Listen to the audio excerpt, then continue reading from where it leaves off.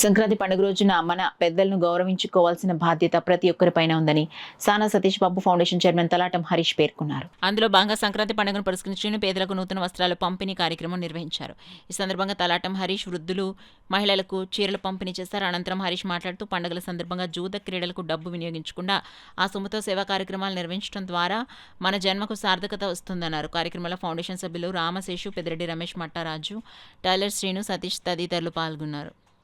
ఈరోజు సానా సతీష్ ఫౌండేషన్ ద్వారా మహిళలకు చీరలు ఇవ్వడం జరిగిందండి. ముఖ్యంగా పెద్దవారిని గౌరవించడం పెద్ద పండుగ రోజు చాలా మంచిది.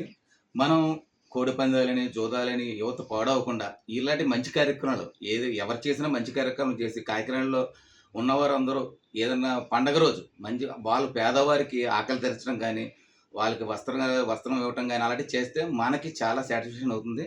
ఈ కార్యక్రమం ఎప్పటి నుంచో చేస్తున్నాం. మనం కాకినాడలో జనం అందరూ కూడా ఈ మంచి మార్గంలో ఉండాలి.